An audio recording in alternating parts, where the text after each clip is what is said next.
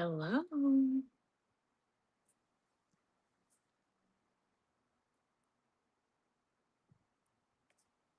Hello. I set my live to go live at 5:05 and I was not late. So, I think if I schedule myself just 5 minutes, maybe I can make it. Maybe that's the key because I always have trouble making my live on time. So, thank you for joining in. I'm going to try to just jump right in. I know a lot of people watch on replay crew, so yeah, we're talking Larry Millete trial. Week 6 is done, which is crazy. But sorry to point at you like that. However, the prosecution is definitely wrapping up. Hey, hey, Marius. Hey, thanks for coming. How's Hawaii? I know you're having a good time. But yeah, so they're actually almost wrapping up. It's weird. I thought they might actually rest yesterday. People were talking about it. There was a lot of people. I actually didn't I was at the orthodontist with my son, and then in the afternoon when I came I actually didn't get a seat. So then I waited, and then I did get a seat finally. So I got to go in and see a little bit. And to be clear, I do not mind like that I don't get a seat. I mean, like, it's kind of like, oh, darn shucks, but it's for family most of the time. It's a very small courtroom. It's like 30 seats. Family and friends of, you know, victim and defendant need to be in courtrooms. It's very important. Um, so I I don't want anybody to think I'm like butthurt about that or like, oh gosh, I have more of a right. Like I totally don't. I just like to be in there to get information out to the people. So yeah, they are, I mean, I think that's why it was pretty packed yesterday and people have been trickling in more so. I think that's why is because people were expecting the prosecution to rest, and usually when the prosecution will rest, most cases it's kind of like a bang. And yeah, so they didn't quite rest, but the judge did say before we left on Friday, he told the jury to expect that the prosecution would rest on Monday, and that after that, we would have legal stuff to take care of, and the jury should expect a long break. I'm so hoping I can get in there. I'm going to go early and hopefully, or at least maybe there will be an overflow room. There's an overflow room with video and audio of the courtroom when there is at least 4 to 5 people. So hopefully I have some sort of option because during this long break, the judge referred to, I'm fairly confident will be a directed verdict or judgment of acquittal motion made by the defense, which is standard in trials. It's kind of like a last ditch effort and like a thing you kind of do for the record. The defense will say, hey judge, this should not even go to the jury. Like, look, the prosecution totally didn't present enough. The state did not meet their burden. There is not enough proof to convict this person, let alone send it to the jury. So just throw the charges out. Like, just get this over with. I've seen it like a couple times and I watched a lot of trials. So it's like, I'm sure most judges are like, a jury should decide this. And also, I'm not a lawyer, but I do watch a lot of trials. So I'm just trying to give information that's digestible for everyone. And people that I know are just San Diegans wanting to know about this may not watch a lot of trials. They may not be trial junkies like me and are weird like that. Okay. So I hope some people trickle in, but to get that started, yeah, so after that the defense will put on their case. The defense said 4 to 5 days for their case. So then if you build that in and then closings, we're like almost at a 2 month trial.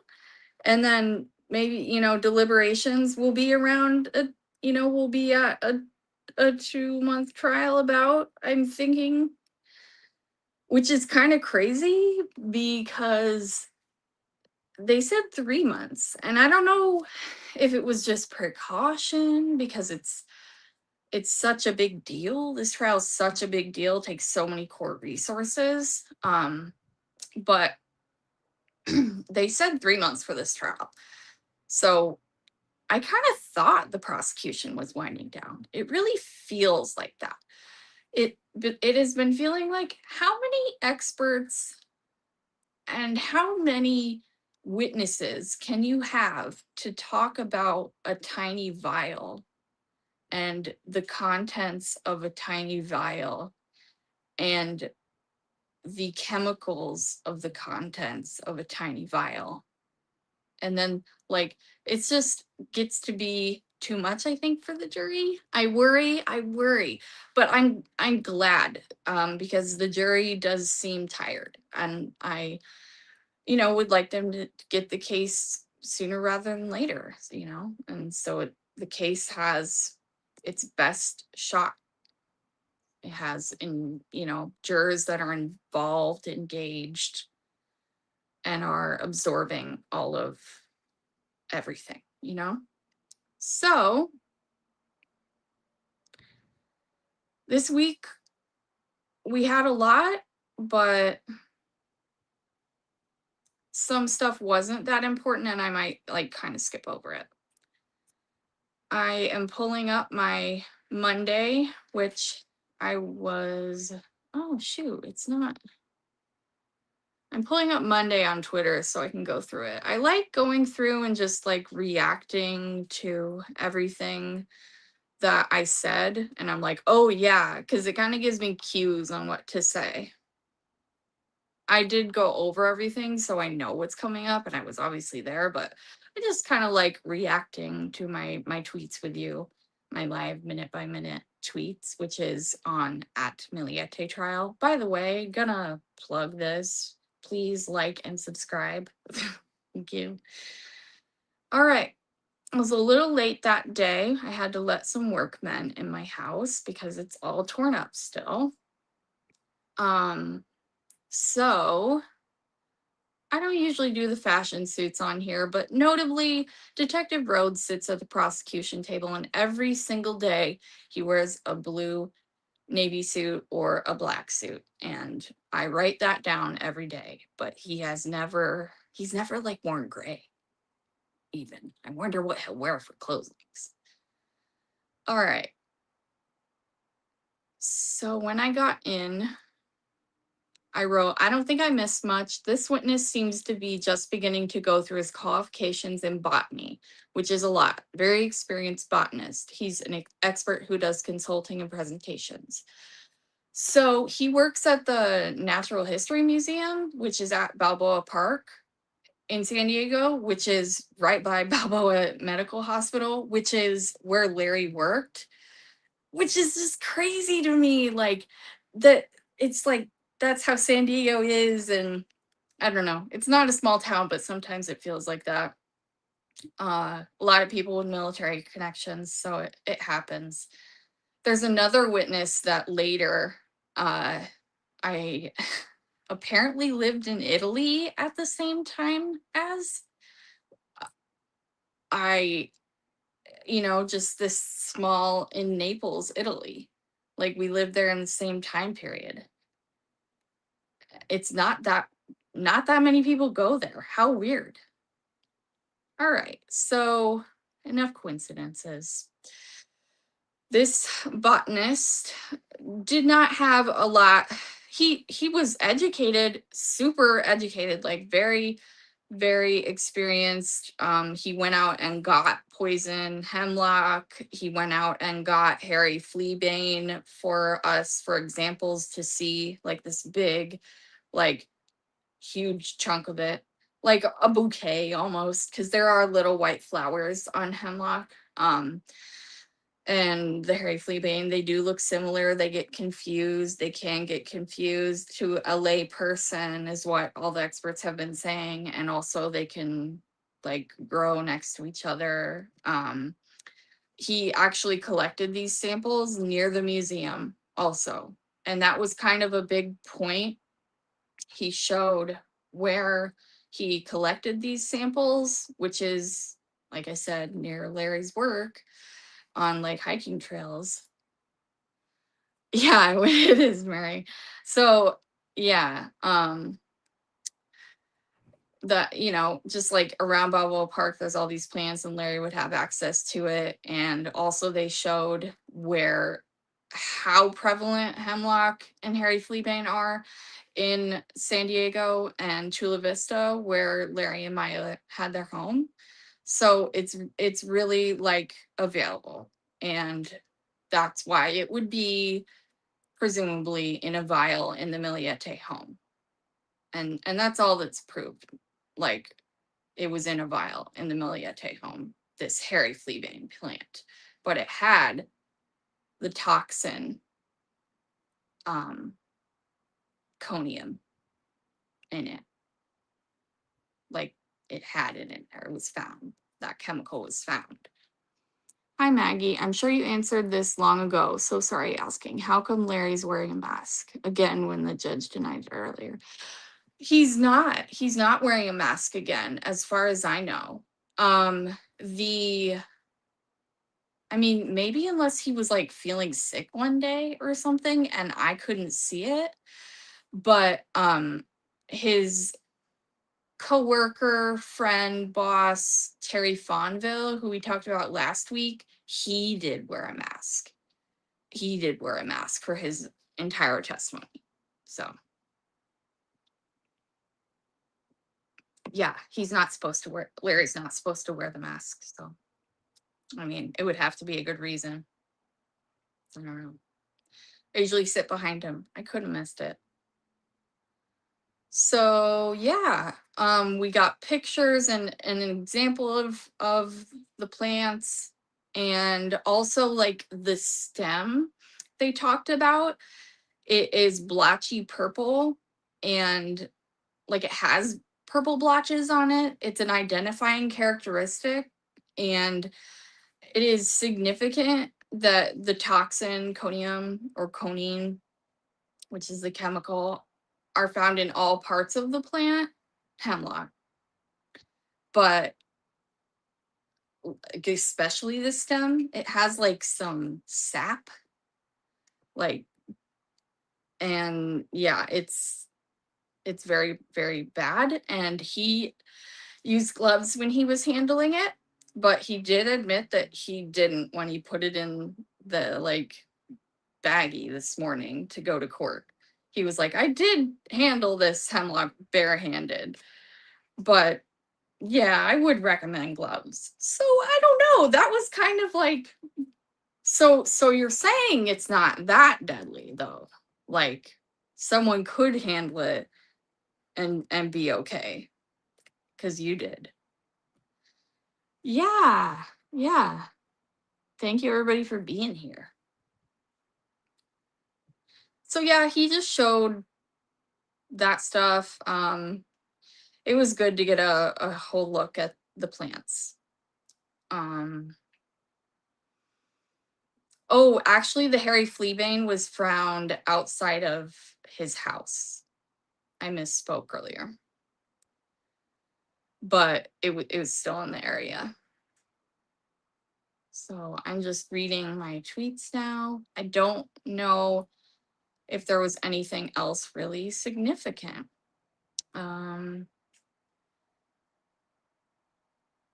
To your knowledge, were the specimens you showed in the photos the same ones that the FBI examined in Quantico? The witness isn't sure, but believes so. There was a little confusion over that. I don't remember it being a really essential cross-examination.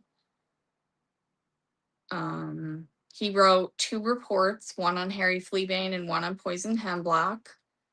And then his name is Dr. Remmer. I didn't say that earlier. And he was a really good witness too, really easy to hear and stuff. Slides, yeah. Yeah. Um Mr. Ryan asked, if I was a child picking flowers, I wouldn't know if this was poisonous or not, right? And the witness said that was correct. And poison hemlock is part of the carrot family. And sometimes people try to harvest wild carrot and they don't even know that they've picked hemlock. I wrote, some jurors look thoughtful, some look bored. Mr. Ryan kind of went over the details that he tends to go over and like refresh everybody's memory a little unnecessarily sometimes. So he was doing a lot of that. I'm tweeting about that. Yeah, that's pretty much it on that witness. And yeah, I really don't think so. I don't think there's anything else significant, guys. So then the next witness, a big deal. Hi, Susie. Jamie Laird. Now, if I don't get a seat on closings, which I don't think I will, because I'm not mainstream media, if I don't get to see any time, like, I'm just grateful I got to see. I mean, that sounds so like exploitative, but it was just really interesting to see Jamie Laird and be able to report on it myself and understand what was happening, because I think that's just such a mystery about this case. So I'm really grateful that I was in the courtroom for that witness, because I think it's important. So yeah, I don't mean it in an exploitative way. All right. So on direct examination, they went over his work experience, and he was a bat boy for the Padres and like has had a lot of jobs, and now he's a contracting specialist. Everybody in the courtroom was like, oh, cool, when he said that. So they talked about when Jamie, if I didn't say, that's the affair partner, guys. Jamie Laird is the affair partner. I don't know if I said it or not. They talk about when he met May, and it was, you know, because he was assigned to one of her teams. So she was his superior. They're both contract specialists in the Navy. And Jamie testified how the relationship was going. The New York trip in December 2020 that we heard a lot about, the testimony went really quickly. I could tell that, he was obviously rightly nervous and was kind of speaking quickly. And Bowles sometimes gets on a roll and speaks quickly too. Bowles and Jamie discussed that both he and May were married to other people, but they were FaceTiming and talking a lot while there was this New York trip that Jamie wasn't supposed to go on. May was supposed to go on, but she sent him. Larry's chair is facing slightly away from Jamie. All right. Let me explain what I mean by that. He was like, here's the witness stand, okay, like over here. And from my vantage point behind Larry, he's like not fully, but I have heard this is a cultural thing, perhaps. And showing your back is a sign of disrespect. And also, I think that's just a general thing, anyways. But it was significant to me because he had, when he wanted to look at Jamie, he had to turn his neck. So he's just kind of like slightly, his chair is like this, and he's like, you know. So I just thought that was interesting. And he did look at Jamie a lot. There was, I think it was more later in the testimony that he really, really was looking, and he didn't start like, he didn't, as soon as he get on the stand, just stare him down. But he definitely did look at Jamie a lot during testimony. Jamie is not married to his wife, Patricia, anymore. He testifies that the relationship initially was a lot of messaging through the Sailor Moon Instagram account, which is Maya's Instagram account that she had that was a secret, but Larry kind of knew about it. But it was her secret one that she just used for messaging people sometimes to avoid Larry. I wrote, Jamie is spilling out details. Bowles asked how his wife found out the affair.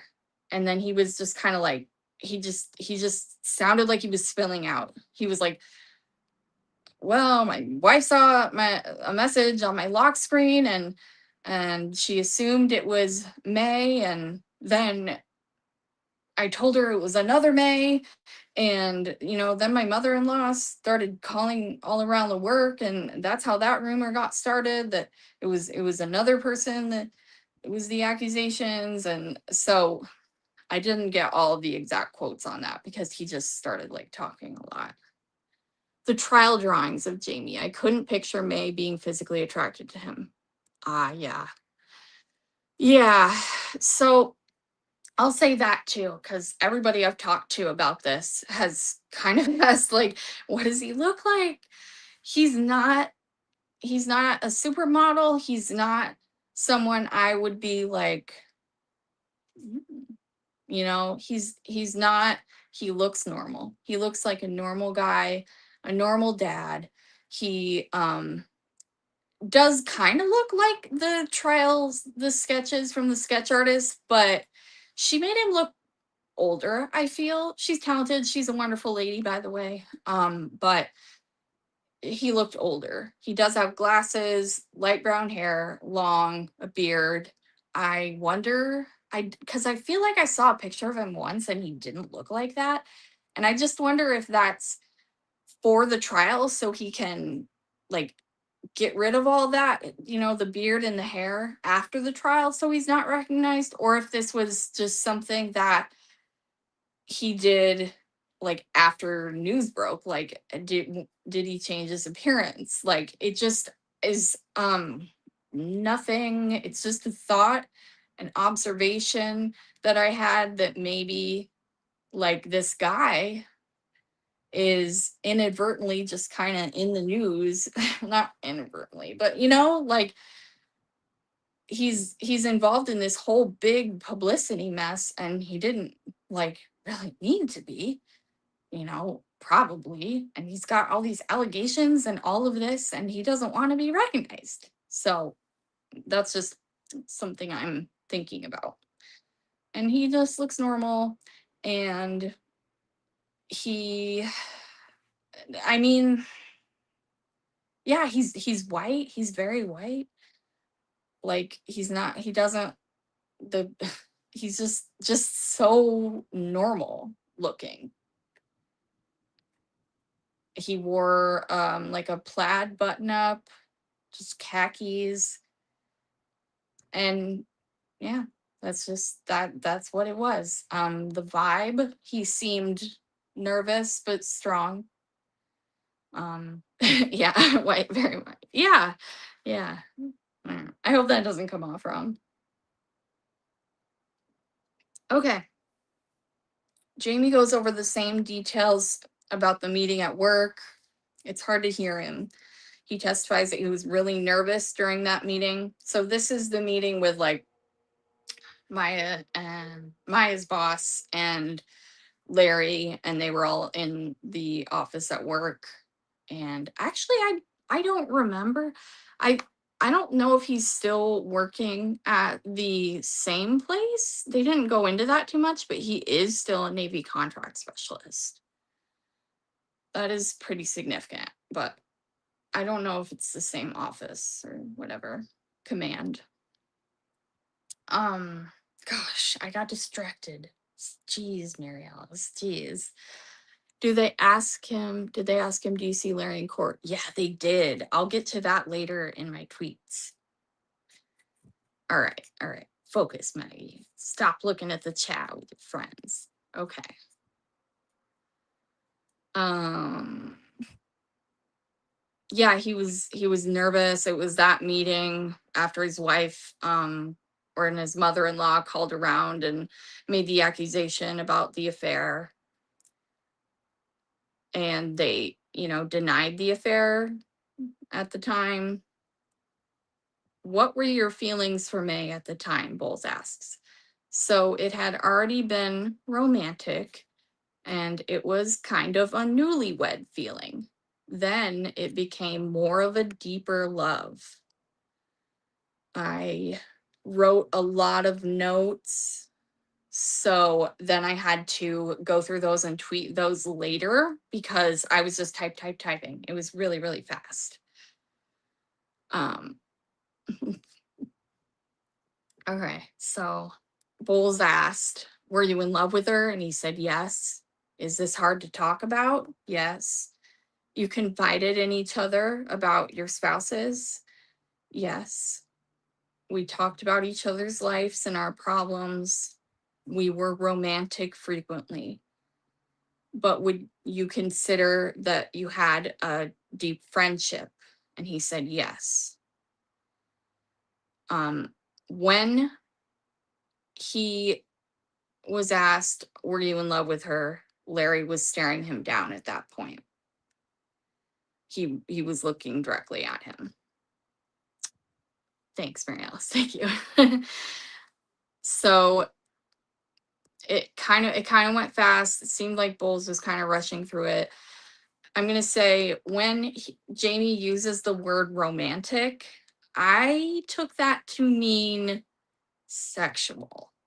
He really never said sexual. It was romantic. Um, we're romantic frequently. And we know there was there was sexual messages that were found. So that's what I think. Did you have nicknames or code names? And he said, yes, Esponia for my wife, V for Larry, and it was for Voldemort from the Harry Potter book series. Bowles asked, are you familiar with who that is? He kind of stumbled on his words. He was like, the bad guy in the series. And the notes, the jurors were leaning in and taking a lot of notes at this time. It seemed like, I don't know, he didn't quite know how to describe Voldemort. But Bowles wanted to make sure everybody knew that was a negative name. Did May ever confide in you about things her husband was doing that hurt her? He said she was being tracked and she lost her car. And Bowles was like, what do you mean by that? And he said she lost privileges to drive her car. Larry would take her and pick her up for work. Bowles asked if he thought Maya felt controlled, and he said yes. The last time Jamie saw Maya was before she went to Glamis and out to the desert, the New Year's trip. They said primarily that May and Jamie would communicate on Instagram. Bowles got a calendar out and was kind of just like, it was like a big calendar of January, and was, like, okay, so you talked on, the week of January 4th, you talked to her. He said, did May say anything to you specific that week about her plans for her marriage? And he said, yes, she decided she was getting divorced. He said that very matter-of-factly. He said, yes, they had a Big Bear trip planned. They talked about that. did she discuss with you about the trip? And that is the trip that was for, one of the girls, one of Maya's girls' birthdays. Hi. Hi, Justice. So that was supposed to be January 10th, and that never happened, right? But Maya did talk to him about that. That's a fact. So he said that she just wanted to get through that weekend and not ruin the birthday trip for her daughter, and then she was going to, get divorced or the process. During those conversations, did you have any concerns for Maya? Yes, he said. He kind of, I wrote, he says full of emotion. I will try to reenact that. He was like, gulp. Yes. That was very hard. I can't imagine how hard it would be to answer that question in the circumstances.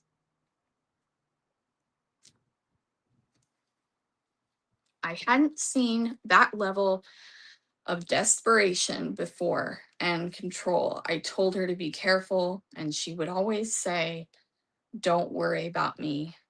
I got this."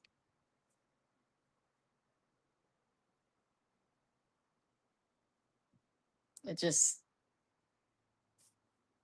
is really awful.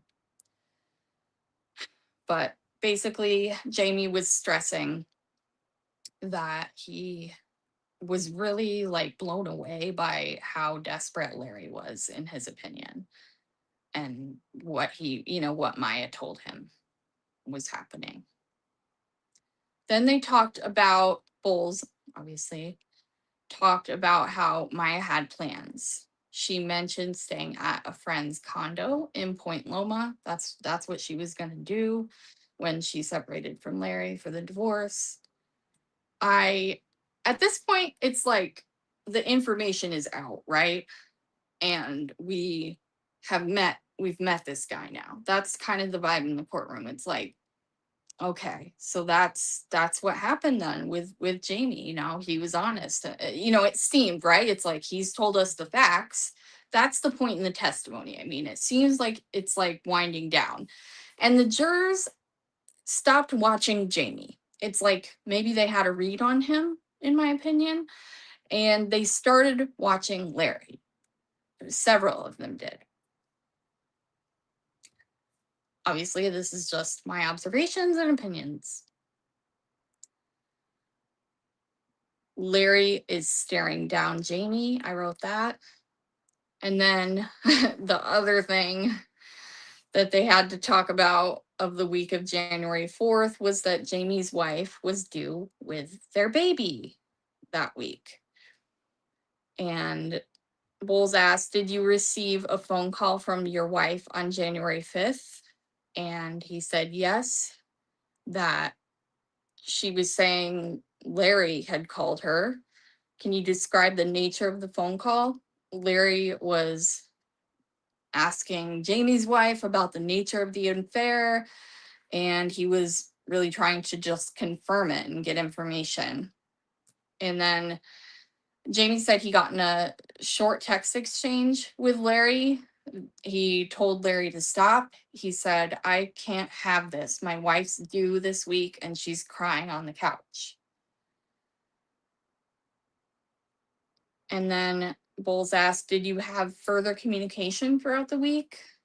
And then he said that it was, yeah, like for friendly work conversation, and they talked about the plans like that, they mentioned.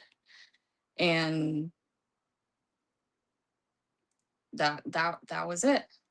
So then it was, let's see. Oh, bonus tweet. Bowles asked him if he saw Larry in the courtroom. Here you go, Susie.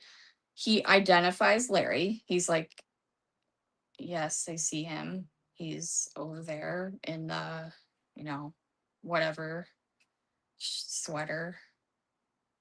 Larry turned to look directly at him, and he went like, so like he was just kind of like kind of looking away-ish at that point. So Larry's like this, right? He turned to look at him really quickly, and then he was like he raised his shoulders really quickly and put them down. He was just like, no, no, not like that. And then kind of rolled them and was fidgeting a little bit. That is my observation. I was directly behind him. All right. Cross-examination. Mr. Ryan was up. Um, we start as usual. Specifically, Mr. Ryan says, this is something Mr. Ryan does.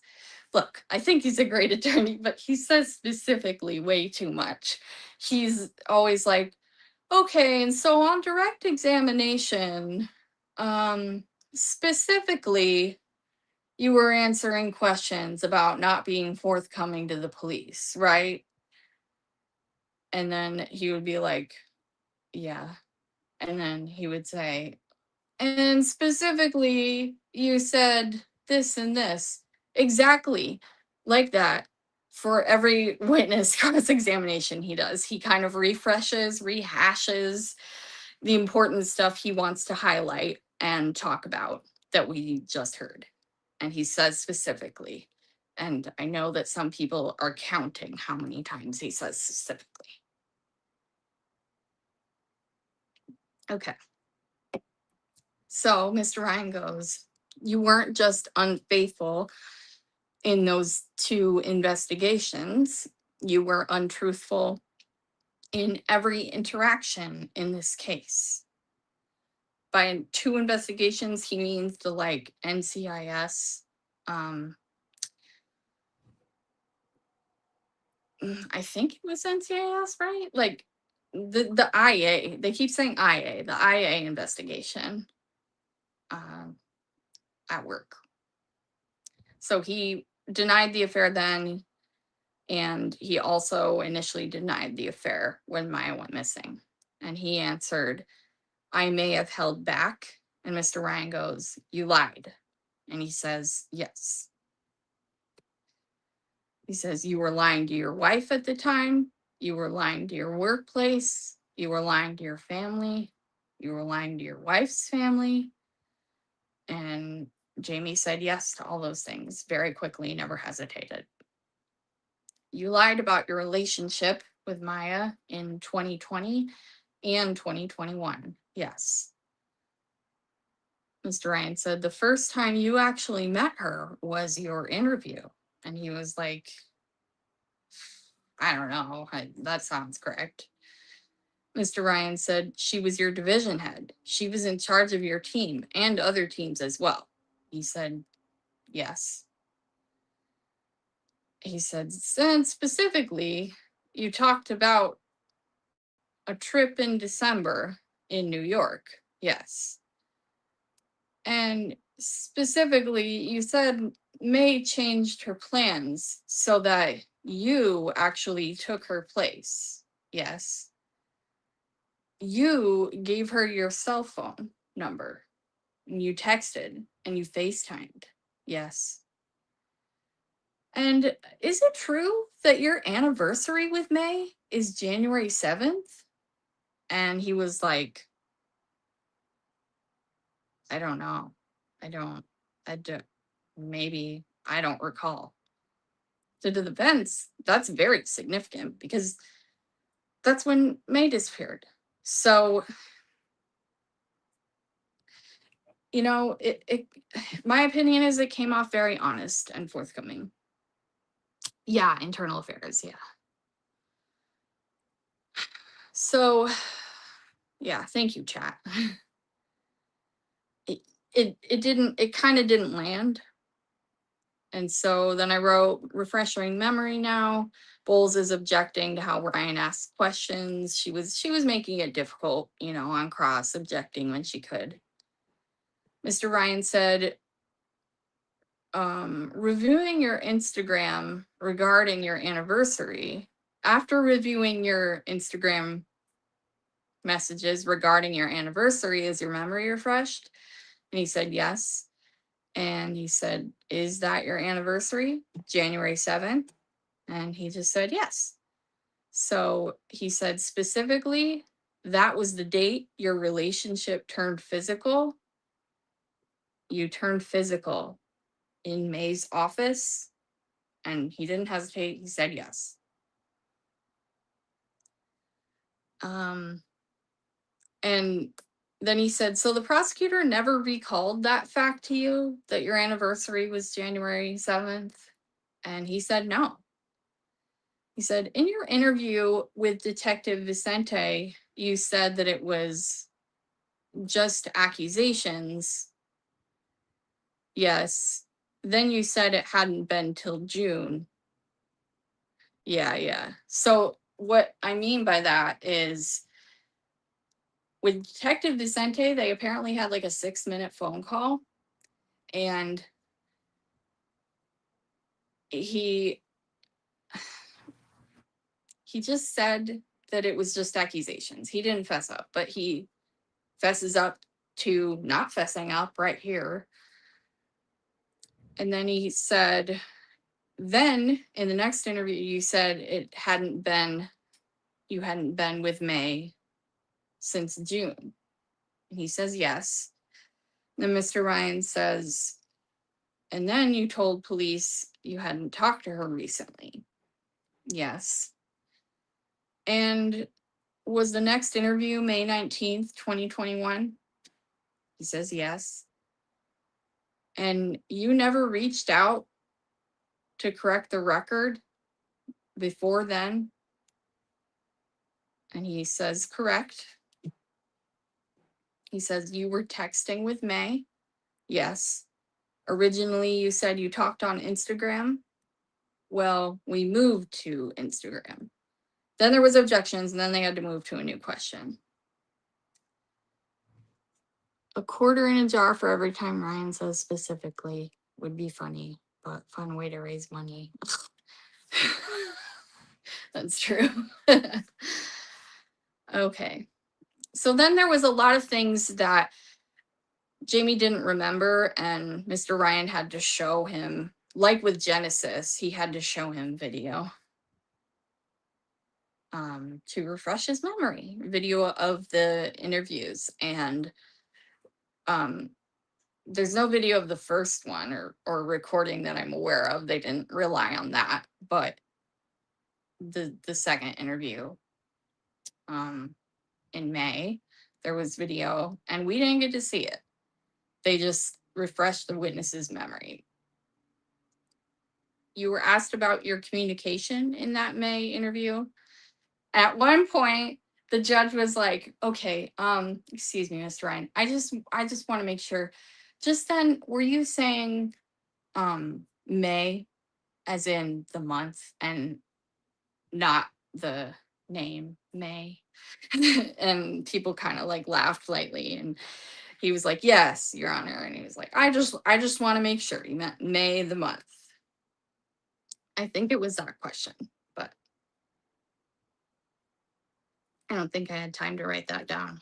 It went fast, and I wanted to get as much as I could. But so you were asked about your communication in that May interview. He said, "I don't recall." He had to refresh his memory. He said, "Isn't it true that you told them you never texted or called her?" Yes, because you wanted to hide it.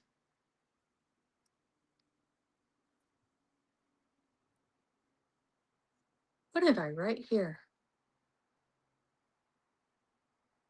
Because you wanted to hide it from your wife? Yes. You were asked what other apps you used to chat with May in that May interview. I do not remember that question. Has to refresh his memory. Isn't it true that you were asked about what other communication apps you used? Yes. You talked about Words with Friends, Teams, and you stated that there was no Signal, Telegram, or WhatsApp. Yes. You weren't fully clear with investigators that you and May also sent DMs in Microsoft Teams.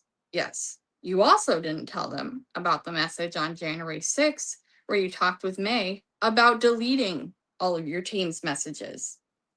Every single one. He said it just like that. Just like that. He that was maybe the most energetic Mr. Ryan was the whole cross. You didn't tell them about the message on January 6th where you talked with May about deleting all of your team's messages. Every single one. He said, correct. She's the one who told you on January 6th, 2021 to delete all of the team's messages. And you followed her instructions? Yes. And then they talked about how they also used Fusion Chat, which also merged with Teams, so it ended up not really being relevant. But the point of bringing up the other ways they communicated is that we've never seen any of the words with friends messages. Like, they're trying to throw shade at the investigation. The defenses, I should say. So then he said, do you recall being confronted by investigators about how you also called her on her business phone? Yes. And you changed your phone number in April 2021? Yes. And that interview with investigators was about 4 hours long? Yes. There was some confusion. So I wrote, you spoke with May in 2021 about changing your phone number. Yes. And in your interview with police, you said the reason you changed your phone number was because the news had been harassing you. Yes. I didn't want to pause here, but I do have an interesting tidbit, a court observation. The No, that's not important. I'm just not gonna. It's not. It's just dumb. I don't want to waste your time. Okay. On direct, you talked about multiple accounts you used. Yes. And you talked on the Sailor Moon Instagram. Yes. There was also an Island Girl handle she used. That we didn't see either. You said your wife found out about May on Valentine's Day. Yes. And you told your wife it was a different May and that you met on the New York trip? Yes. And then the IA investigation at work was opened? Yes. Maggie note. Let's clarify. Jamie's wife saw an Instagram message from Island Girl 808619. That's how she found out. Jamie lied and said it was a different May. That's why his mother-in-law called the work about the New York trip. She saw the Island Girl account. And Mr. Ryan brought this up. Those are the area codes in Hawaii and San Diego. Hawaii is 808, San Diego 619. And that like ties May to the account because she lived in both of those places. And the prosecution did not present that. They didn't bring that up at all. All right. Talking about the investigation now. You denied in the investigation at work about May, and you had to sign a statement at work under penalty of perjury? Yes. Ryan shows a document to him that is a contract he signed. It was informing him about the seriousness of the investigation as a federal employee. He was informed that if he was untruthful, he could have disciplinary actions and also criminal prosecution. Ryan is really highlighting this. Jamie Laird signed the document that the relationship was only ever professional. That was his statement, and it was under penalty of perjury. So he was like, this was under penalty of perjury. And you're testifying to this right now. And Jamie was like, yeah.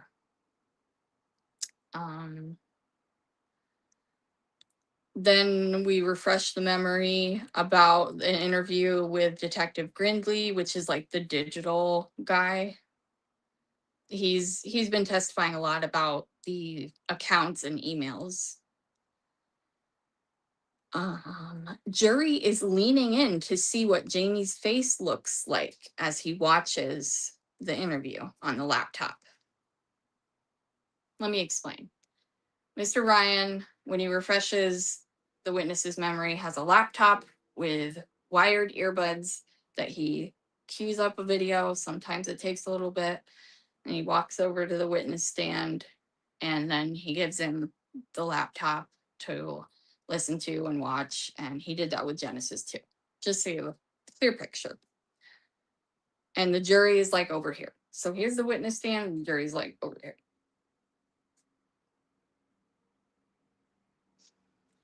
Ryan asked, "Is your memory refreshed?" He said, "Yes." "Isn't it true that you told them that the affair didn't start until May 2020?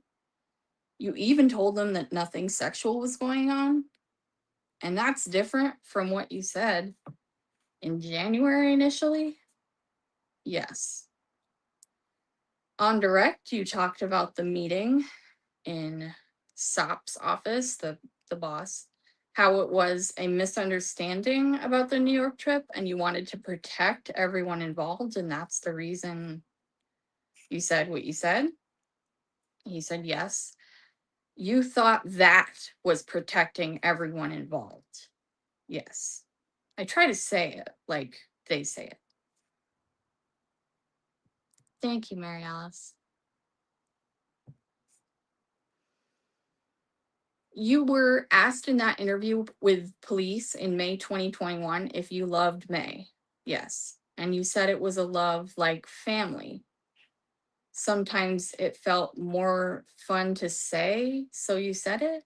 And Jamie said, "I don't recall," had to refresh the memory. Ryan asks if his memory is refreshed, whether or not he loved May. And he says yes. And Ryan says, "And you answered to the detectives that it was just more fun to say." And Jamie says yes. So that's him misleading investigators. Ryan asks what documents Jamie has reviewed in preparation for today. Jamie says that he has reviewed only November 2020 and January 21 Instagram messages. Ryan said, "Are you aware your Instagram messages with May don't start until September 20th, 2020? Objection from Bowles, but it was overruled.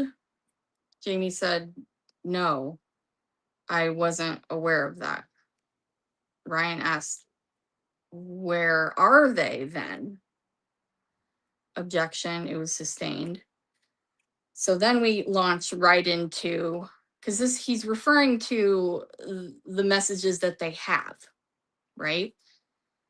Ryan says, "You've deleted messages before." And Jamie says, "I don't know whether I've deleted messages or not." And Ryan said, "You don't know that you've gone back and deleted messages in Instagram." And then Jamie just said, "Oh, well, I've deleted messages in every app." Kind of said like that. He was like, "Oh, yeah, well, I have deleted every messages, messages in every app." Ryan said, "You've talked about how you were concerned for May." I think this was a specifically question, but I just didn't write it out. He said, "Yes, you were asked in your interview with police if you were concerned about May. Do you remember what you said?" So then we had to refresh the memory. "Isn't it true that when you were asked if you were concerned for May's safety, you said no?" "Yes." "Do you recall stating that you were never concerned for Larry's behavior?" "Yes." "You said no that day?" "Yes." I said, "There was confusion with the way Ryan asked questions. Jamie admitted that he never said he wasn't concerned with Larry's behavior in the interview with police." I hope that makes sense. Ryan refreshed Jay's memory with another video, another interview he gave a different answer. Ryan, "You talked about some of her concerns, and one was that she was being tracked more and that she had found subliminal messages in the house." And he said, "That's your testimony that she had been tracked more?" And Jamie said, "Yes." Ryan said, do you recall that she told you more than 20 times in Instagram messages that she didn't think she was being tracked anymore? Jamie said, she didn't think she was being tracked. She was getting more check-in calls from Larry, so she didn't think she was being tracked. I'm so glad you're reviewing this message date timeline. Oh yeah, sorry.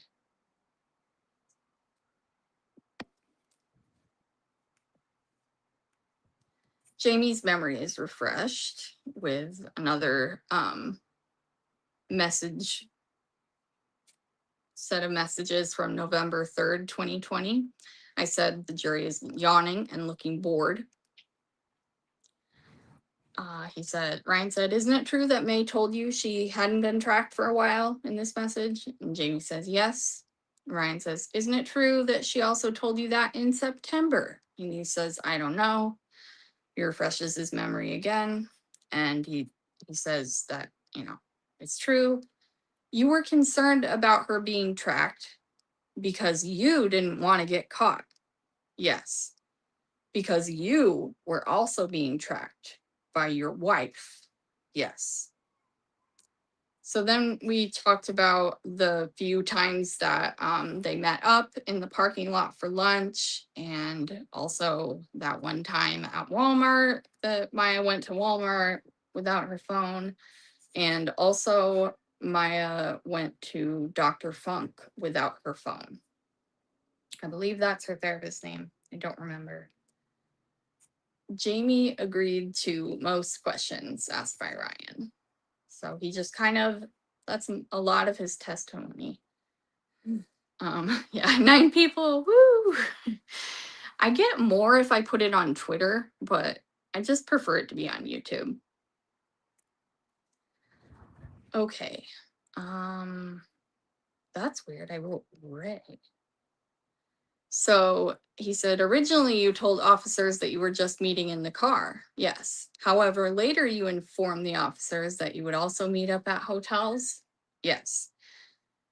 And in the beginning of 2020, at least 3 times, objection, which was sustained.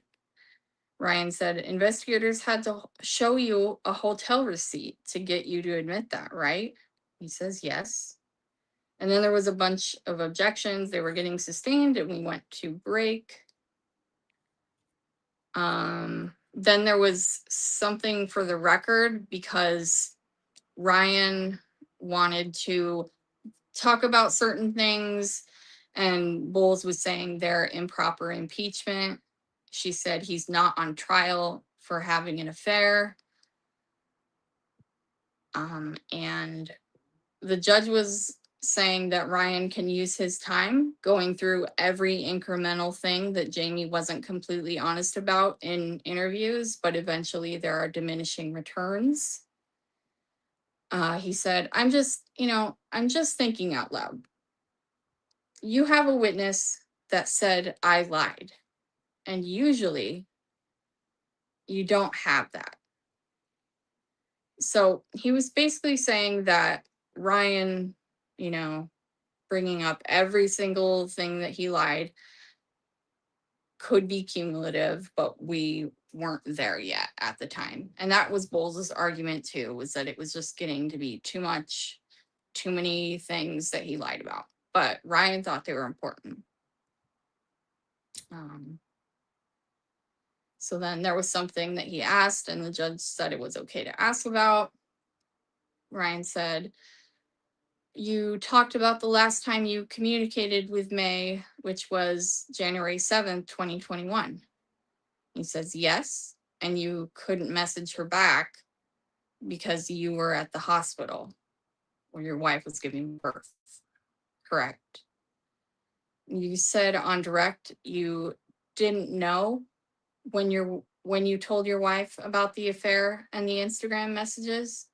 And he said, I don't remember the exact date. We just had a newborn. So Ryan says, there were a lot of messages between you and May. And he says, yes. And the nature of those messages were friendly, talking about work and upcoming plans. says yes. And he said, is it fair to say, though, that a lot of your messages on Instagram were sexual? He says yes. Ryan says, do you know what sexting is? He says yes. And then the judge kind of wanted to, we went over what sexting was for the jury. Ryan said, would you say that a majority of those messages were sexting? And Jamie said, a lot of it was sexting, yes. And I missed the exact number, but Ryan was like saying that 2/3 of it was sexting. And did you know that Maya's messages, some of Maya's sexual messages were stored in her keepsake vault on her phone? And Jamie said, I did not. And Ryan said, how many accounts were you using on Instagram? And how many did you delete? That was out of nowhere. And Jamie said, 2, I think. I had one account and deleted it and created another. Ryan said, you would agree with me that on January 5th, you thought your life changed? Yes. You thought your life was over? Yes. You thought you were effed? He says the word in court. Yes. You were worried about your chats being audited? Yes. And you and Maya discussed deleting things? Yes. And in those conversations, May said, there's no proof. It's his word against mine. And Jamie said yes. So then that was it. And then there was this big confusion about the phone number change. So what I wrote was, Bowles is up. She's asking about the number change. Jamie wanted to change his number when Larry called his wife because he didn't think Larry would leave them alone during the rest of her pregnancy.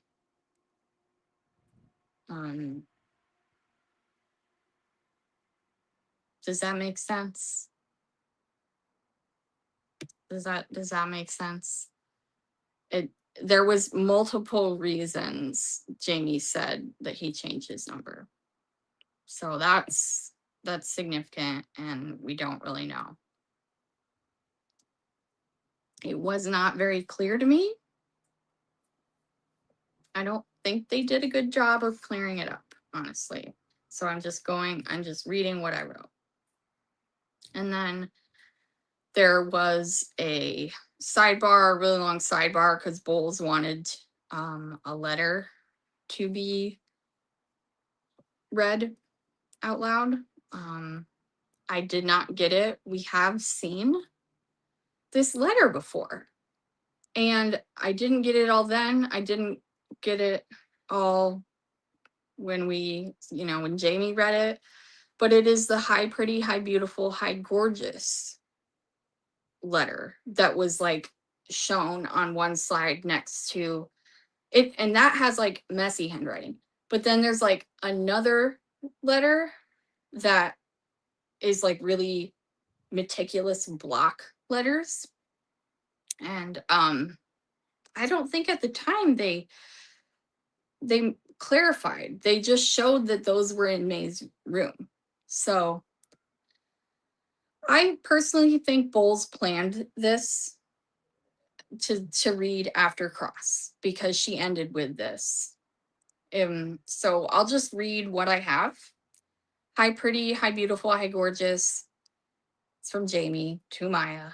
I haven't written very many letters like this, LOL, but a deal is a deal. I know how competitive you are on Words with Friends. And I for sure picture you giving a big eye roll right now. You put a huge smile on my face every day. You are sweet and kind and thoughtful. And oh, easy on the eyes. I never met a woman like you. I don't know how I can say thank you for all you've done for me. A deal is a deal, and you already agreed on it before. The tat is going to look so sexy on you. So yeah, they got tattoos together. then it was Detective Gridley. So we took an hour, you guys, to read all of Jamie's testimony, and that was by far one of the most significant testimonies of the trial, long awaited, probably the most significant of the week for me, even though I did miss some witnesses.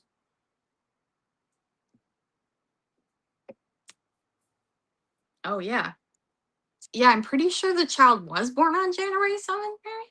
I just don't know if it was born in like the wee hours of the 8th. I they didn't actually clear that up. So, yeah, let's move on to Grinley. I'm going to quickly like overview what oh yeah, so then it was subliminal messages. It was so there Grindley presented an Apple search warrant, and one of the things he got was a screenshot of conversations between LH and LM. Maya asks if Larry did something in her Instagram account, and he says no, and she says he better not be lying, and Larry said question mark, I'm at work. The next screenshot is a screenshot of a track that is being played with, so like on your iPhone screen, you got like the track is listed if you're playing a track in the bottom of the lock screen. And what was playing on that was No More Men Subliminal was the name. And the same thing for the next screenshot, it was another subliminal.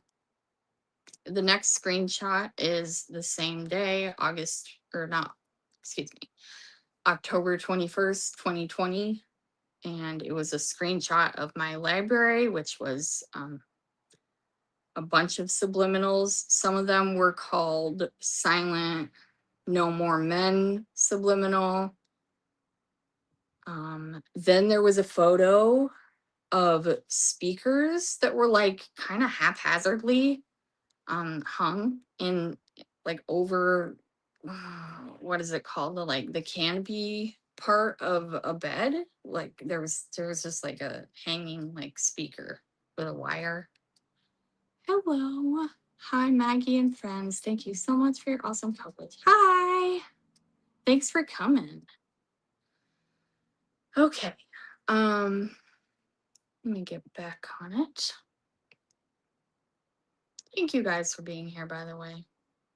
So there was just subliminal messages and then the speakers. So that's kind of like when Maya's finding that out, I guess.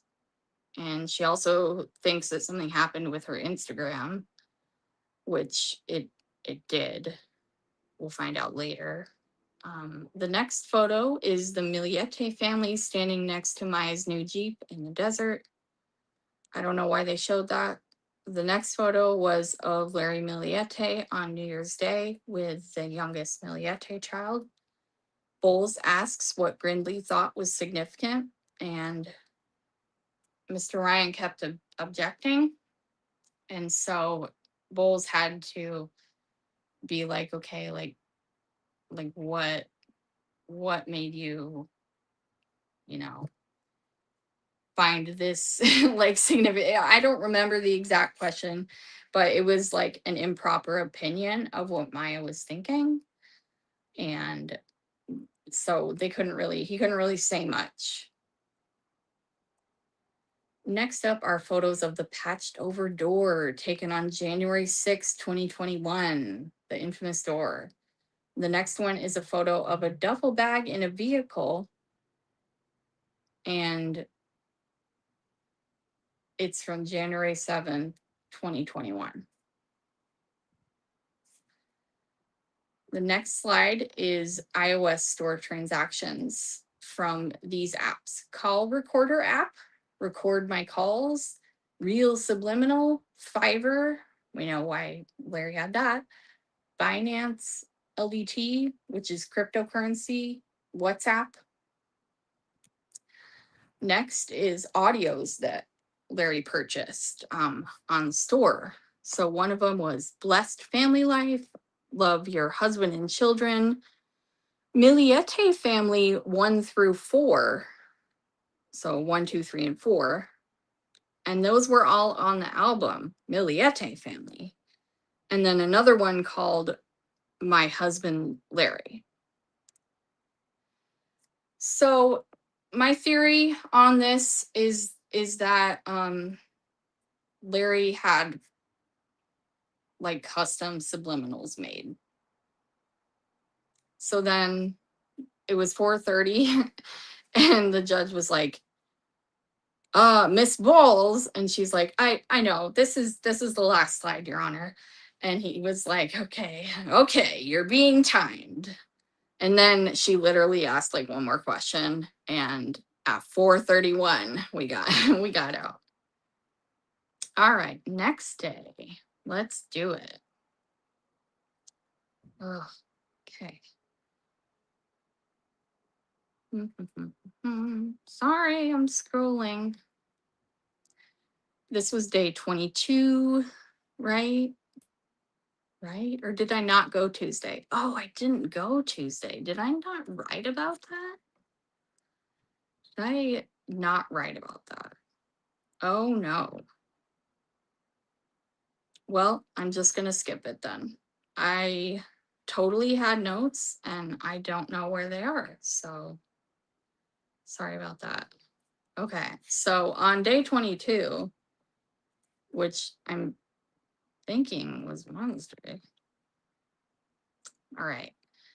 Detective Rosario was the first witness. She works with like the family justice section of the San Diego DA's office. But when Maya disappeared, she was Chula Vista Police Department, and she was in the crimes and violence unit as a detective, and she was on the team with Detective Vicente for this case. She was assigned to do witness statements, phone downloads, and looking at surveillance video.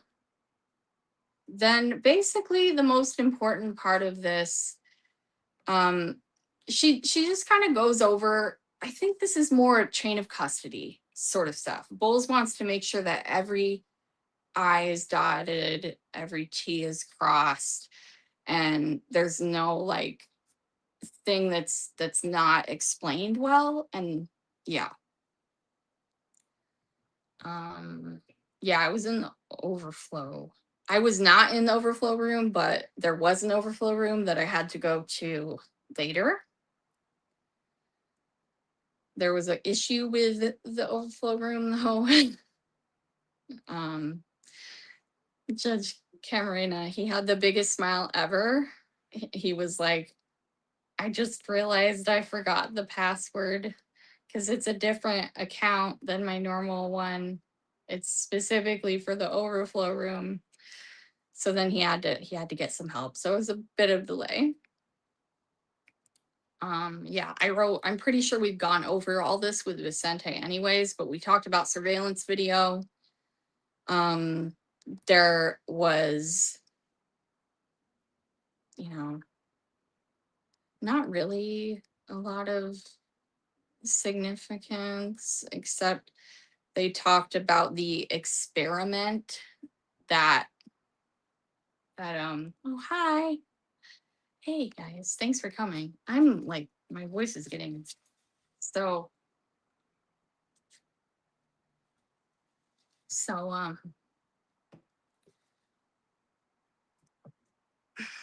I want to explain it right, but it was basically Rosario and Vicente. We heard about it before, and they were like using the vantage point of the house that had surveillance footage closest, like pointing towards the house where you can see the drainage ditch. And in the dark, they tested like whether or not like Rosario could see, like observe in real life and also on surveillance camera, whether she could observe Vicente like walking in and out of the drainage ditch behind the Millete home, behind the whole like neighborhood apparently. And the defense has been raising issues with that. And like, she said that she could not, in her report, she said, I could not even see the silhouette and there was nothing of evidentiary value. She said it was dark, I couldn't see the faces. And Sabatini said you could see him in person, but not on film. And she said yes.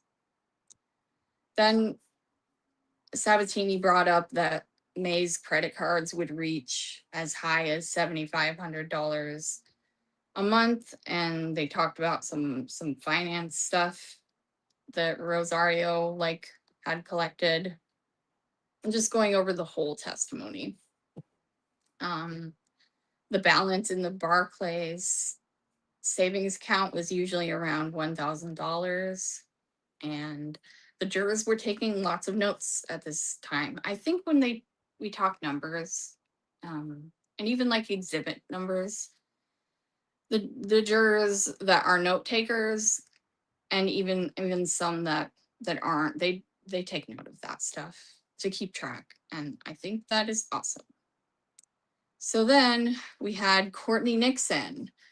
Once again, a beautiful photo of May is put on the screen, and this poor witness had to say that, that's May Millete, and she was one of my best friends. They were a co-worker situation, like at first, but then they became, Maya was her mentor, a friend. She said they were all the things. They were very close. I wrote, this witness moved to Naples, Italy in 2015. And this is the second friend who went to Naples that we've heard from in this trial. And then I wrote, I also moved to Naples, Italy in 2015. I moved to Naples, Italy on New Year's Eve, 2015. And I got there technically in 2016. And I think that is a really weird coincidence. And I think it's a weird coincidence that two people went to Naples. Two of Maya's friends. And she went out there to visit. She had two friends. She had Suzanne Shen and she had Courtney Nixon. So yeah, like Maya was not there the same time, not quite that I was. Maya was there towards the end, and she was in the fall of 2019 visiting, and I moved in 2019. So it's just like weird stuff. Like, life is weird. I am kind of losing my voice. All right, so Miss Nixon is describing a deep friendship where they spent a lot of time together. They had a group chat and they had a group, the work besties. We've heard about that. We've heard from all the friends. I'm not trying to gloss over this like it's not important. I just realized my throat is kind of like losing it. Okay. And it was a little like, this was very important, and Courtney had like lots of important things to say, significant like things that Maya told her and they talked about, but she was one of the friends. So some of it became a little repetitive.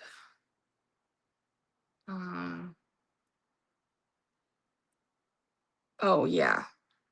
So this was the same photo of May that when the other friends testified, they put on the screen. And Sabatini did the same thing, that probably about 10 minutes in, she asked for the photo to be taken down. And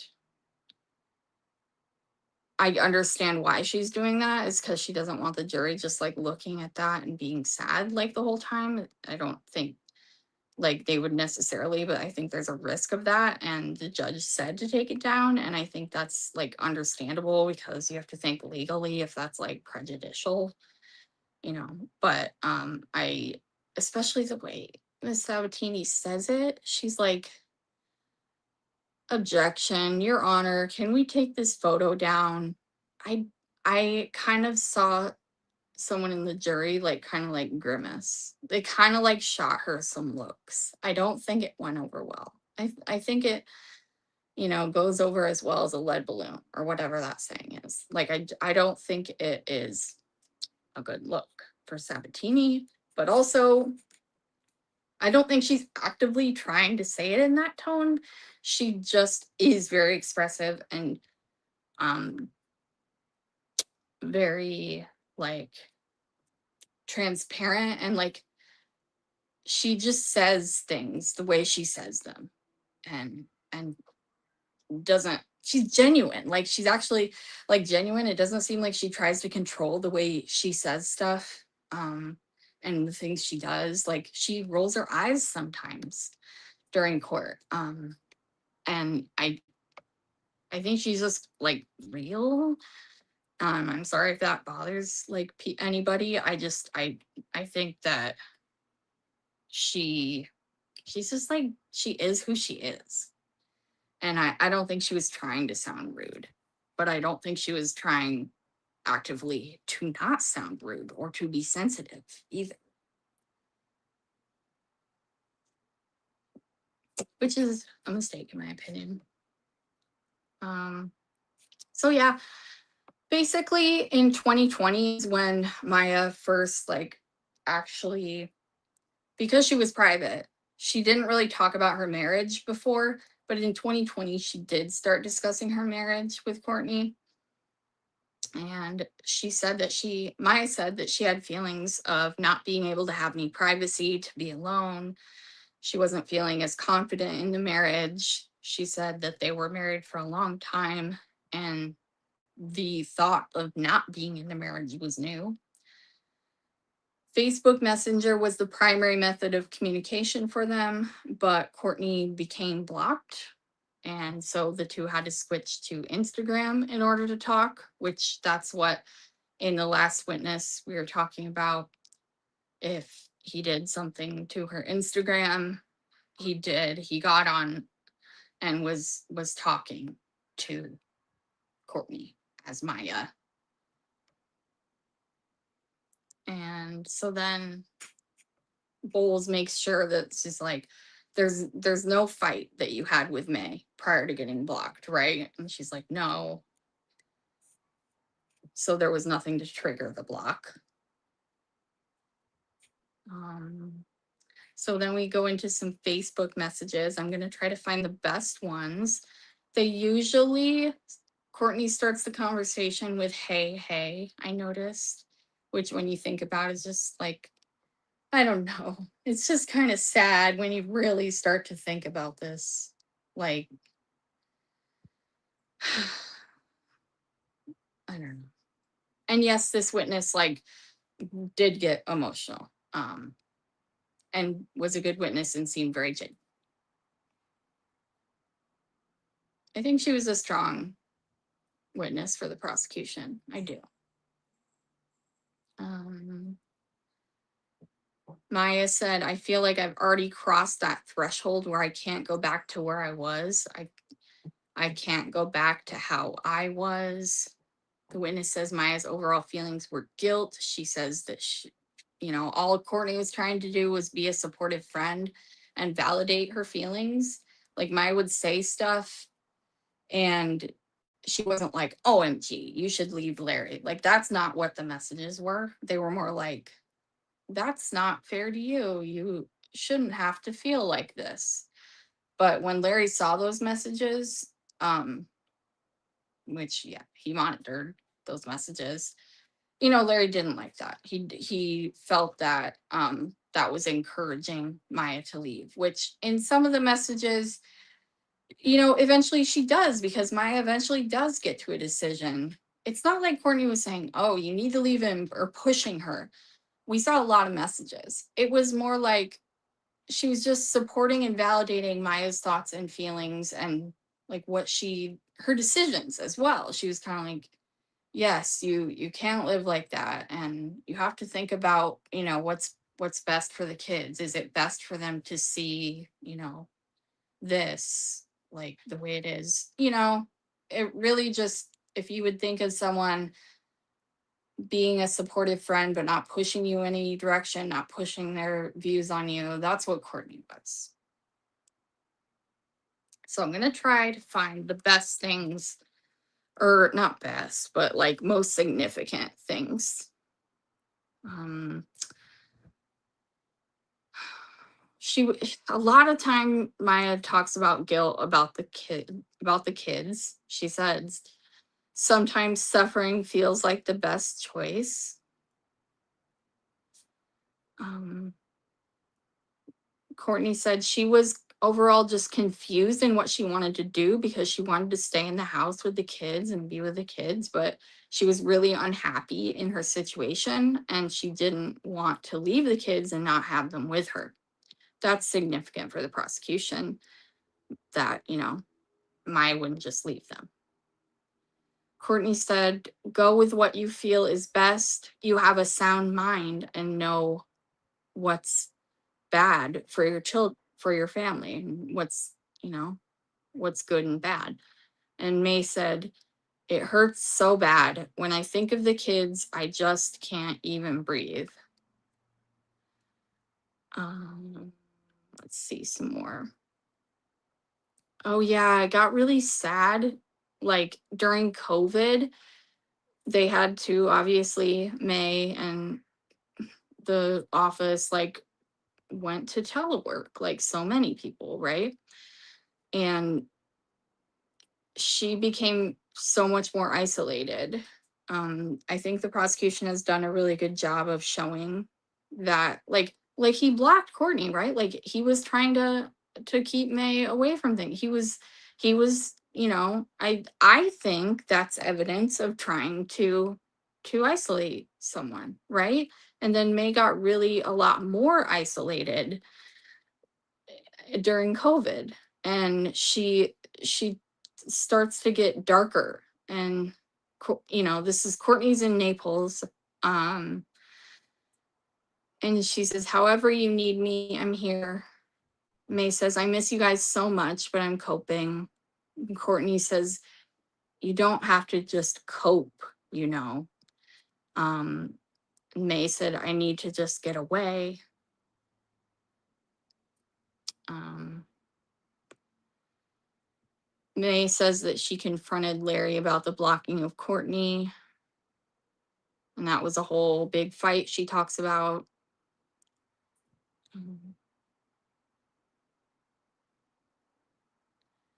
Maya said that Larry says he's changing. Courtney said, doesn't he have anyone in his life to tell him that he's not at his best? And May said, his brother, I think, and the family view this as I am punishing him. And May said that she stayed at her sister's house without Larry one day and the kids, and she felt a lot better with all of that because she was just removed from the situation. Courtney at some point found out about the affair from Maya. They don't say a date, and they do say it was in the summer of 2020. She told me that there was a man that she was involved with and that she stepped out of her marriage and that she wasn't happy. And then I wrote, the witness says that. And then she took a big sigh. She was kind of like, and that she wasn't happy like that. Some messages. May, but right now I feel so broken. Courtney, I know you do, but that's why we are here to lift you up. What about the separation scares you the most? And I have missed some sentences, but like I transcribed when things were being read and shown on the screen as much as I could to the best of my ability, the most important stuff that gets the point across and the spirit of such message. But just a disclaimer. So what about the separation scares you the most? And May said the kids, and I'm the breadwinner and I'm afraid I will not get full custody. Just she just was saying, her worries about that. May told Courtney she wanted to keep the house for the kids, but she wanted to be able to go in freely and out freely. And she said that Larry was hyper focused on her. I do know that the day before, I know I have notes on this. I can't find them. There was a maid, the housemaid that testified, and um Maya asked her to come on the 7th and the 8th, but then something really crazy that happened was that, oh man, something that really crazy that happened was the maid was assaulted on the trolley, and she couldn't go to the Millete house on the 7th and the 8th. May wanted her to help her organize her kitchen. And so that was also really weird. But the maid also testified that like Larry was really hyper focused on Maya, and he would follow her around the house. When the maid was there, she saw that Larry was just always sticking really close to Maya, and that she was annoyed with that. And yeah, so I do remember that was from the day before. I'm sorry. But maybe it's best because I don't. I heard that, there was significant things, there was important thing, but it was kind of boring that day that I missed Tuesday. So I think I would remember the most significant things, but maybe it's better because I'm losing my voice. So I'll just read the reporting I do have from me. May said, if I leave, I break 3 little hearts. She said, I keep thinking that maybe he will change down the road and I will find my way back to him. Courtney said, he won't change. I'm sorry, May. So then I went to the overflow room. So I had a different view. I could see the gallery and the lawyers and stuff. And that's how I observed Sabatini with her eye rolls more. Let's see. Text messages. Maya talked about a fight and she said that she ended up yelling at him because he's so clingy. Messages from March 26, 2020. Bowles asks what happened that day in the conversation. Witness says that it was no longer May. It was Larry. I could sense that it was no longer her. I was no longer messaging with May. There were phrases that were used and emojis, like she just wouldn't say that. The witness says that Larry asked her to stop messaging with May and encouraging her to leave. Oh, yeah. And we heard about that in Genesis messages, that Larry talked to Genesis, the sister-in-law, about that.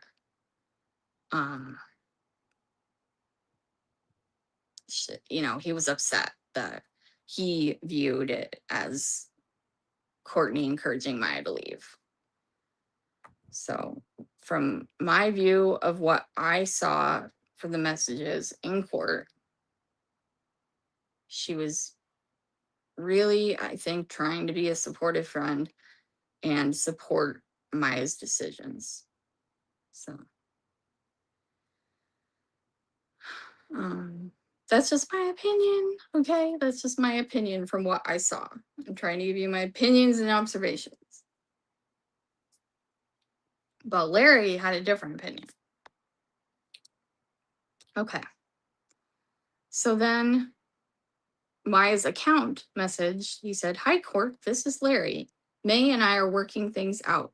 I need you to stop what you're doing. Please try to be more positive with your messages.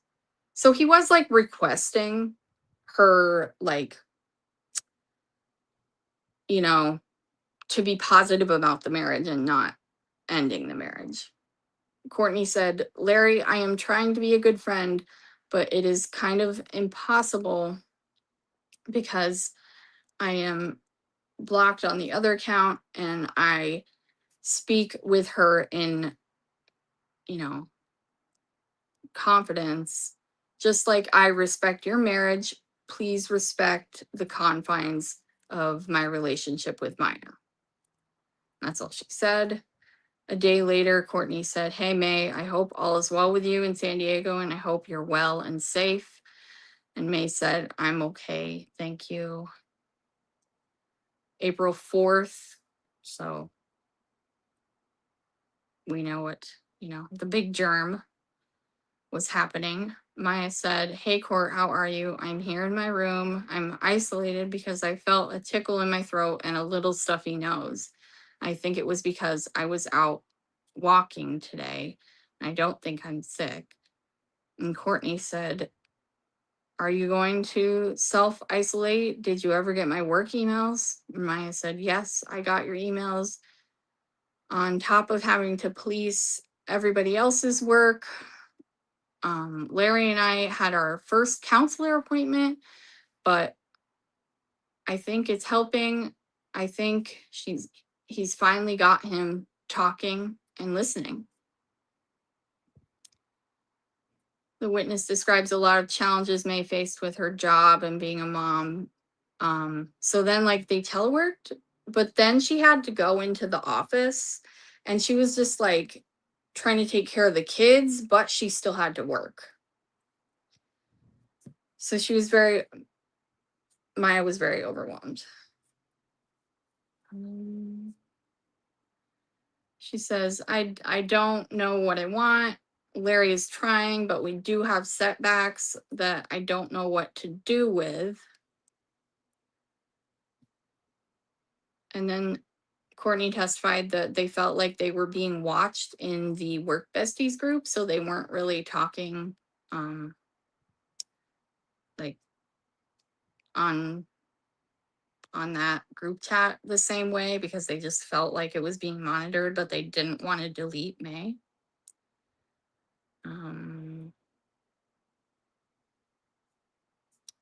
Yeah, trying to find the most important stuff. She says that we had to speak in code. Mm. Nowadays, it's hard to talk to anyone, Maya says. I can't imagine the hurt or pain or the way it'll affect the kids. I can't step outside my room or even pack. I can't even leave here. I'm just here being half dead.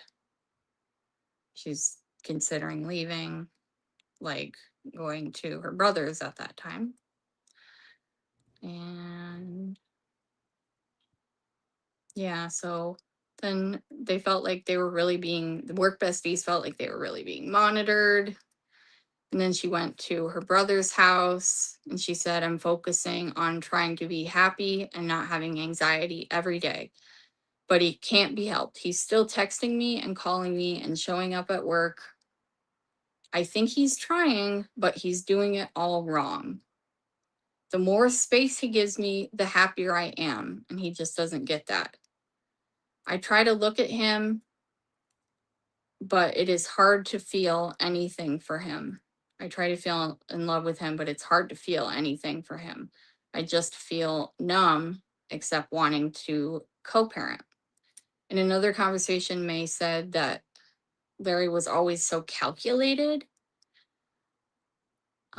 She talks about how he stole her diary, and Courtney was very validating. She was like, "Whoa, that's not cool." Maya said, "It's so hard to make deals with him because he's very insistent on what he wants. That's why I moved out, because he could no longer control my movements. I wasn't thinking about divorce, but that might be the only way we have peace." Maya said that he uses the kids all the time. And Courtney said, "But they're your kids too." Maya said, "I don't want to fight in front of the kids as much as possible, but we have fought a lot in front of them." And Maya said, Larry does have, this is all conversations. I'm pulling the best quotes, just a reminder. Larry does have a scary temper, something that no one outside of our family has seen. It's so hard to trust him. All I think about is the kids. Courtney testified that it was the guilt that stopped her, that she felt a lot. It was the guilt around Larry and his parents making her feel like she wasn't um, a supportive, present parent, and her divorcing him would have a negative impact. Oh, and we're still only at summer 2020.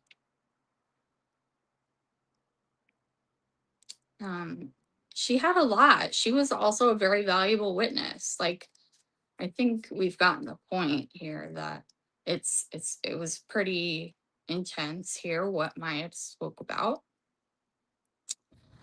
Um, and then at the end of 2020, Courtney testified that before Maya didn't really speak her piece, but then now she was, and she reached a place of more happiness, and she was more assertive in her happiness, and she decided that that would be the best for the kids.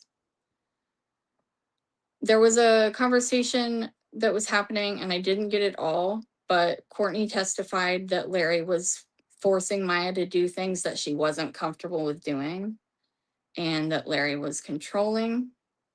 And then, from what I understand, the rest of the afternoon was just very emotional and just all of that stuff, more. I took the afternoon off. Okay.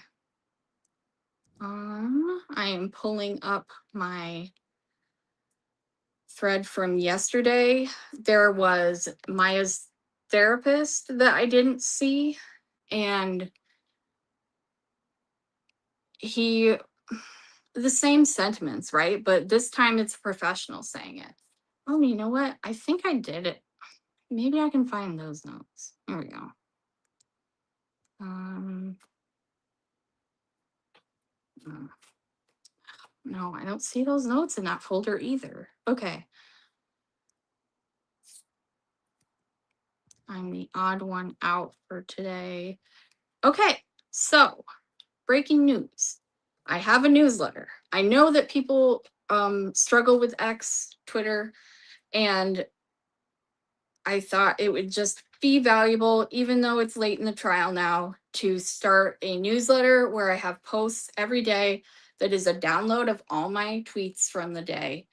And then I email it to you every day. So there is a link in the description to go to the place where you can sign up for my newsletter, my email newsletter. Okay. And it will automatically get emailed to you every day that I have info from trial. And that will be all of my minute by minute updates that are on X. So yeah, I thought that would be good. The link is in the description, okay, but it is maggiewinterton.beehive.com. So it's maggiewinterton.beehive.com. Hive is spelled weird. That's the platform. So there's a little form you can fill. It's totally free. It's free. Okay. But I did put a little thing where you can support independent journalism if you would like to, because this is just another way I'm providing information. I thought I would add that button there. So if you wish, you can support me. You don't have to, but it's always really appreciated because I am just working really hard, Yeah, so I'm trying to just load what I have from yesterday. Yeah. So, the therapist testified, and there was also stuff about financial records from Grindley. Oh, what else was there? And now I don't remember, and I'm so mad I can't maybe it's in here. I saw some of yesterday, but I missed the morning because I was at the orthodontist with my son all day. All right. So Courtney Nixon finished testifying. Sources said it was an emotional end of her testimony, and the defense did not cross-examine. That is very important. I think it was a very strategic decision, probably a good one. I also missed Patricia, Jamie Laird's now ex-wife, and she testified that, like, Jamie's alibi is legit. She says Jamie was at the hospital all of January 7th with her while she was having the baby, and there was no time for him to go do something with Maya, right? So that was the main point. And I was told by other media that she was very stoic, stalwart, and it was kind of like her job side coming out because she works for the San Diego County Sheriff. So that was kind of, if you can imagine a sheriff, that was kind of the vibe, I am told. Oh, and also she testified that Larry called her and like was bothering her and she had to block him. Um, the therapist, he said that he said similar things as to Maya's friends, and what her state of mind was. All his notes were, well, not all, but his notes were admitted, and that was a big fight pre-trial. Like, if therapists, records should be admitted, and they were. So he testified that Maya was done, that she was done with the marriage. And I think the significance and the reason it was towards the end of the prosecution's case is because that's a professional, like a professional. Like, the friends said all this, and we've got all this, and we know what, we think we know what Maya's state of mind is, right? We have evidence of it, and then the professional like solidifies it. I think that is the goal, right? Um, so then the last witness was Detective Rhodes. And he testified to financial records that like Maya didn't access any money. And testified with Larry's crypto currency, like those accounts too. And what else did he? That was before I got there. And then I'm going to quickly summarize my tweets of when I did get there and get in, because I waited a long time for a seat. I was late and then I waited a long time for the seat. Do I know if Patricia Laird was a subpoena? I don't know. I don't know that. That would be interesting to know. Okay. So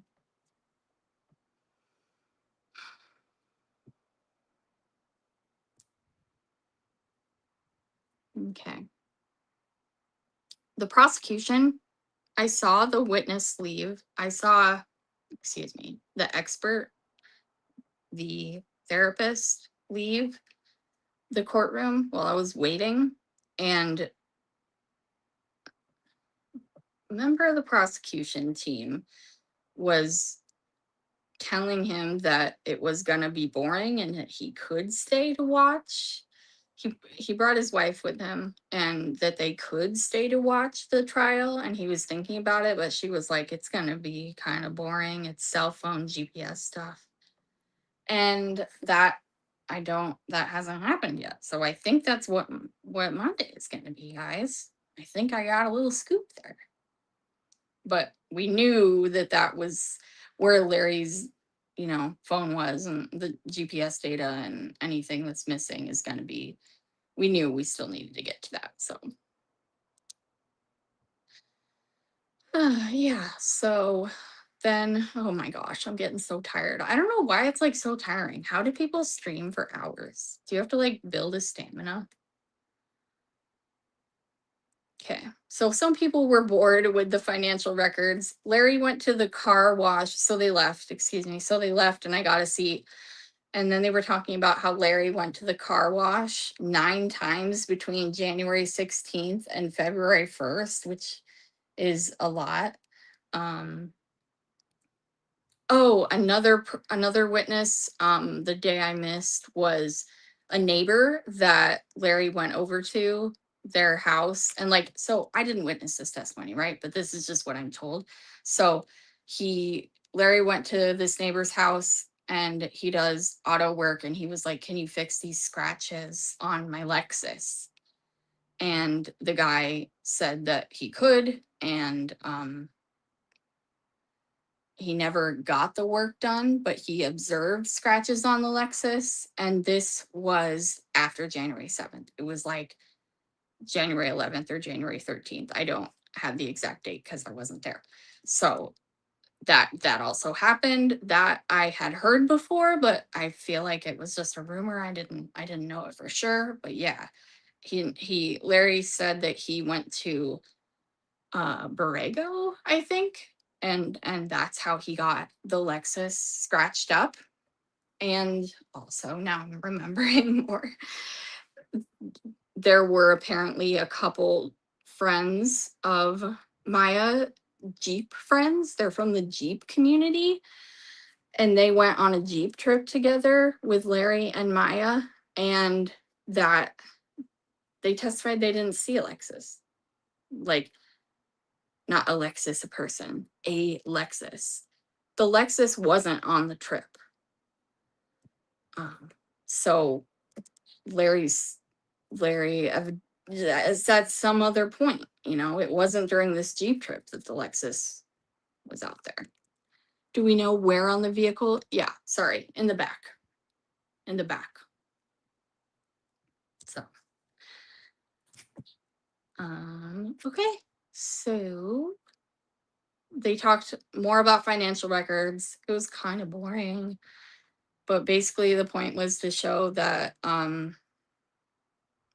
didn't access anything after January 7th. Some jurors are bored, but some were leaning in, taking notes, I believe, because there was numbers on the screen. There was numbers about the like loans they took out. They talked about that. There was numbers about what balances the accounts had. There was some information about crypto accounts. Larry had 3 crypto accounts. And most of the actions with the crypto accounts were actually prior to 2020. And there was no indication that Maya had any access ever to the crypto accounts. And that it was, crypto accounts are really secure. And Larry was the only identified user.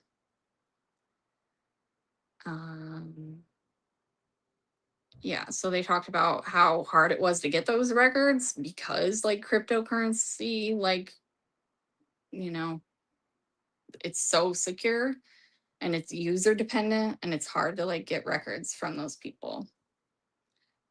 Those account, I don't know what platforms is the word I'm looking for. Yeah, I do know if the home has been sold. It was recent. The documents are out there.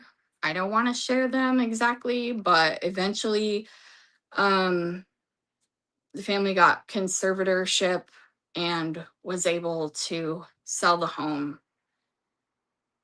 and it's sold. So then the family has money to take care of Maya's children. I'm talking about the Tabalanza side, they have money for the kids. There's a whole nother thing with custody of the kids. That's a whole battle. Some of those documents are out there. Larry's parents were taking care of the kids for a long time, and Maya's family had to fight even just for access for them. Eventually, they got guardianship of the kids, and then they sold the home to get money for them. So they had that. So, yeah, the most important thing with this whole situation is the children. And I don't want to like give too much like, even though it's out there, it's like I don't really want to talk about it that much, except in a general way. Mm. And like, I'm just glad that and hope that they're being taken care of are as well as they can be. Suhei here. Hello. Hi, Maggie. Question. Larry said he went to Borrego the day he supposedly went to Solana Beach. Have they talked about Larry's whereabouts? So they're totally going to talk about Larry's whereabouts next, because he went to a lot of places. He went to the Grand Canyon also. After January 7th, he went to a lot of places. He took leave from work and was going to a lot of places. So yeah, that's going to come out, and I think will be pretty significant since it's going to be last. So I don't know the days yet, but that's what he told the neighbor, is that he went to Borrego, and yeah, he went to a lot of places, but I don't know the days. I hope that helps. Okay, significant files from the work computer were a couple of Word documents. So yeah, Rhodes seized Larry's work computer. He went to Larry's office, and there was a couple of Word documents that were presented on slides. One of them was named Vices, and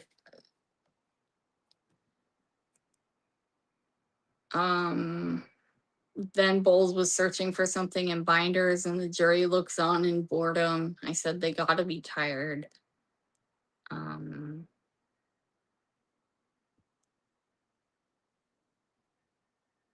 The contents of the Vices Word doc. Rhodes says that it was originally a Word doc, and he made it into a little column topic thing, so it was easily readable for everyone.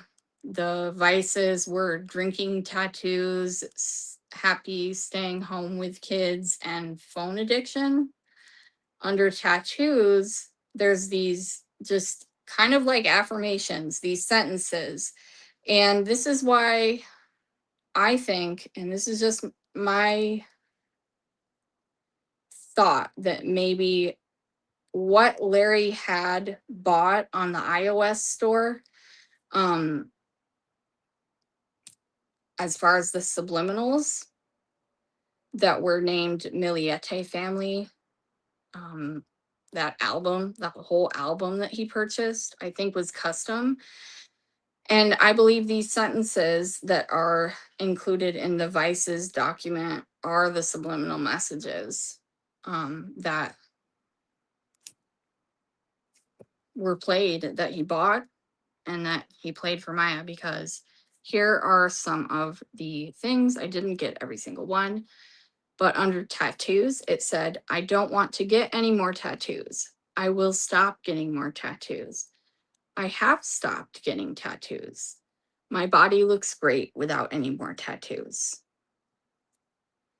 I want to, let's see, on the phone column, it was, I want to stop checking my social media. I want to not always be using my phone. I have stopped using my phone. It was kind of ascending, like, it's like, I want to do this, and then it's like, I have done this. I enjoy doing this for many of these, I'm just going to say sentences. Under staying home with kids, it says, I am happy staying home with Larry and the kids. I am grateful staying home with Larry and the kids. I look forward to the future staying home with Larry and the kids. Stuff like that. Then there was, I always value my husband Larry. I always value my husband Larry's opinions. I am confident with my husband Larry's decisions. I find it easy to listen to and obey my husband Larry. And my husband Larry has my best interest at mind. Continued. My husband Larry is often right. I feel confident in my husband Larry's decisions. I will obey my husband Larry. I will always be loyal and faithful to my husband Larry. I will be a better wife for my husband Larry. I am always faithful to my husband Larry. I grow more and more in love with my husband Larry every day. I find it easy to love my husband Larry. I feel comfortable with submitting to and obeying my husband Larry. At this point, I wrote that some jurors were watching Larry, like, react to this. And then the next slide was, well, I think there was a chat. I'm going to go back. Did you say that they still have yet to talk about his whereabouts? Yeah, I'm sorry. Did that break up or something? Yeah. They haven't talked about that yet. They haven't talked about that. And you are so welcome. Thank you. Yeah. Those seem so nuts. I know. Okay. The next thing was this weird little family tree. Bowles described it as a tree. It's not, because it included Terry Fonville. So it was a family tree of family and friends of Larry. And I thought it was odd because they had, Larry, and then picture of his brother, picture of his aunt and his uncle and his mom and his dad and Terry Fonville. And that was it. And there was pictures of them. And like not all of them, but some of them have been in the courtroom. So like they were sitting right there where you're looking at this like family tree that doesn't even really get an explanation. And it's just kind of like, and so that you know about this is digital evidence. Like, I didn't get it. It was an exhibit, and Bowles didn't ask very many questions about it. Let's see. The next thing is screenshots so stuff on Larry's hard drive, okay, is next. And stuff on Larry's hard drive were satellite images of screenshots from the Find My iPhone app. It was like an iPhone, just screenshot, normal one, when you're like tracking your family or whatever. If you have an iPhone, you can see it. It was Maya. He was tracking Maya, presumably. Of course, we don't know this for sure, but this is something the prosecution argued was intentionally saved on Larry's hard drive. It was, screenshots they found. It was satellite images. It's supposed to be, him tracking her, which we do have evidence of him. Like, well, there's been a lot of allegation, people have said that a lot, but they've kind of stated it as fact also. And like Maya said that she was being tracked. So this was screenshots from the day that Larry like went and caught Maya and Jamie in the truck in the parking lot at work, and then they went and moved Maya out of Genesis and Maya's brother's house June 27th. And so there was a bunch of screenshots, and it was a white truck and in like mostly empty parking lot. Oh, sorry. I mean, there was photos of a white truck in a mostly empty parking lot also. The screenshots were just of this, person, Maya, because it says the email. At this place in this parking lot, you can see it's a parking lot. And he took screenshots. I say he, but you're not supposed to. The screenshots are from like 123 and then like all these times, like they were just successively like like done. Like it was like 123, like 146, like repeated screenshots. These all show May in a parking lot. Larry leans over and says something to Sabatini, and she nods very enthusiastically several times. Here's what I mean by that. Larry leaned over and was like, psst, psst, psst. And then she was like,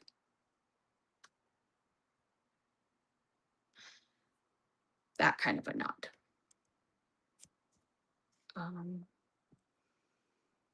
Yeah, he was writing a lot during this. Now that I think about it, he was writing a lot. So then they talk about the Find My iPhone stuff, kind of just explaining it to the jury. The final image was taken of a truck in the parking lot. Then there's more screenshots, 245, 246, 246 again. Same place, same phone, Maya's phone. And then it kind of got dicey. And I mean, Bull started talking about Rhodes' police work experience, and he talks about how he has been trained and does train people in domestic violence police policies. And then it got like objected to because she started talking about tracking and stalking. And so they had the jury leave at that point, and since it's still like trial and like maybe somebody could, I just don't want what they talked about to be out there.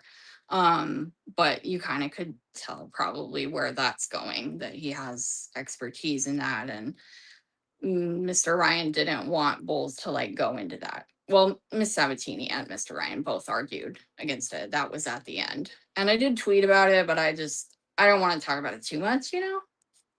I'm just trying to be a responsible like journalist and not too much stuff out there that I don't know.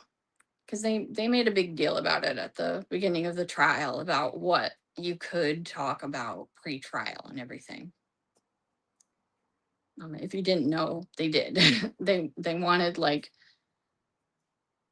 not a lot out there. They didn't want the jury pool to be tainted. The jurors to be tainted. That's pretty much it.